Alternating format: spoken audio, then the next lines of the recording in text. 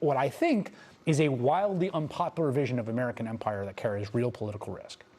Spencer Ackerman is a Pulitzer Prize-winning national security reporter, author of the Forever Wars blog. Paola Ramos is a journalist and author, co-host of the podcast The Moment with her father, journalist Jorge Ramos. They join me now. You guys have both been doing great reporting and writing on this story. I've been reading and listening to both of you for the last few days, so it's great to have you here. Let me start with you, Spencer, because one of the things I think you've covered the war on terror for so long, you wrote an incredible history of it, was the kind of construction of a rhetorical logic around it. Why it was justified, why it was necessary, why it had to exist in perpetuity. And one of the things I've been really struck by is they've sort of utilized it a little bit, right, in the sort of legal, when they were blowing up the boats. But they've kind of just thrown it all out for this operation. Like, it truly is just, we want oil, we take oil, smash and grab. What do you make of that? I think that we've lived through such an enormous period of normalization of the war on terror, of other and earlier strains of American imperialism, that what matters for the latter-day imperialist, the kind of person that Trump is and position that he occupies in this stage of American history, is that you just sort of need the brutal exercise of power, and the justification will come later. Yeah. And we're not going to bother at this point to manufacture consent. We're going to act, and other people will respond or not respond. Fascist politics is not a politics of, great oratory and writing. It's written in action, and that's what's happening here. That poll I thought was interesting because in some ways it's almost tautological, right? You ask a bunch of people like who should control the Venezuelan people's fate, and most 94% of people say the Venezuelans.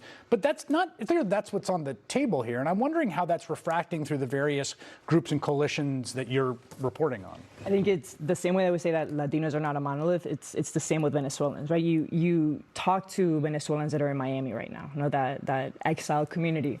They see Trump as a liberator. Yeah. Now, this is a community that, to your point, has been conditioned to believe that when democracy feels messy in Latin America, when communism is present, when there are these wounds and illnesses, America steps in.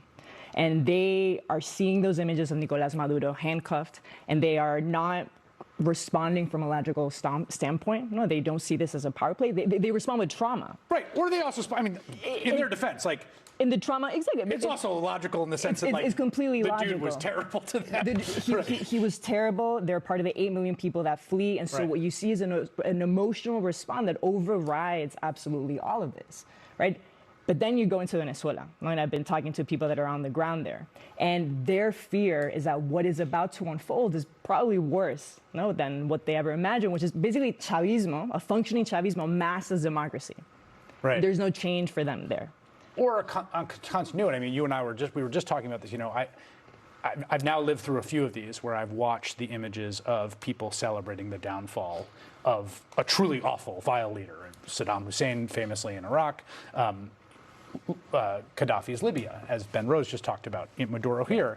And I've also lived through it enough to know when you check back a year later, like, things are very bleak. And I'm like, how do you think about where we are in this story right now, given all that history? It's April 13th or 14th of 2003. The statue of Saddam has fallen in Furnace Square, and the people who have engineered this disaster in the making feel omnipotent. They feel that nothing can stop them. I remember exactly. The triumphalism.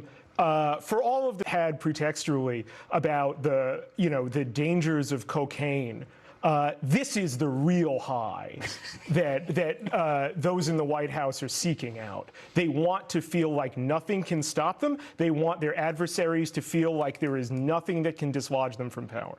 And also remember that Chavismo doesn't end with Maduro, right? Sure doesn't. Chavismo didn't end with Chavez. And so the backlash to all of this can be a movement inside Venezuela and throughout Latin America that keeps getting stronger because, in a way, they've been preparing for this moment, right? But American imperialism coming. This is the moment. But the logic, but let me just say that what's interesting to me is, so the logic that the Trump people have, to the extent there's like an actual rationale, right, is that the mistake that they made back in 2003, right, is that they were like these sort of, soft-headed bleeding hearts who believed in democracy and all this stuff. No, we don't believe in that. In fact, maybe they cut a deal with Delcy Rodriguez, who's now the vice president. We don't know. There's rumors and intimations that's possible. But basically, yeah, we just got rid of Maduro. The regime's going to function, give us oil. And because of that, because we're not these weak-kneed, soft-headed, bleeding-heart liberals who neoconservatives, everything's going to be fine. That's the thesis. Okay, so first off, I think there has been a tremendous amount of myth-making around how much democracy the United States built in places like Iraq and Afghanistan and so forth. The use of democracy was cynical and pretextual. What also happened when the United States had to negotiate a status of forces agreement in Iraq was that it was conditional on Iraq signing away a tremendous amount of its oil wealth to U.S. and other Western oil companies. So we're seeing a whole lot of continuity disguised as difference here. It's a great point. Also, for Trump, this is transactional. No? There's no question about this. But then comes Marco Rubio that sees all of this. And I think for him, it truly is an ideological crusade, right? Absolutely. Like, I think he sees the continent right now. He sees momentum. He sees a arena in Ecuador, in Chile. And he sees that finally, if he is the one to crush Cuba, to finally crush communism as a son of Cuban immigrants himself, he sees that finally we may be able to shift this ideological paradigm in the continent. And on the Sunday shows, I mean, I just want to, we don't have the clip, but he basically was asked, like, is Cuba next? And he kind of said yes, basically. I think so. I think that's his dream. I mean, he is, the rise of Marco Rubio is due to the Cuban American exile community, right? He is the father, the son of Cuban exiles. After Venezuela, Cuba will obviously suffer economically. And if he is the one to finally bring down communism, bring down Castrismo, I think that for him, like, that's the dream for him. It's an ideological fight.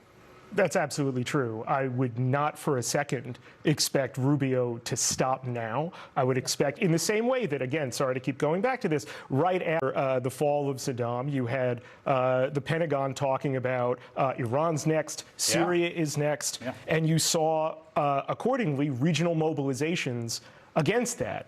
Latin America knows American imperialism really well. In many ways, Latin America knows the United States better than the United States is willing to admit of what its history is here. Trump is by no means the first person to smash and grab in Latin America. Yeah, in fact, I would say Eduardo Galeano's Open Veins Latin America and Greg Grandin's America, if people are looking for two great books on precisely this theme. Spencer Ackerman and Paola Ramos. Thank you both. We'll be right back.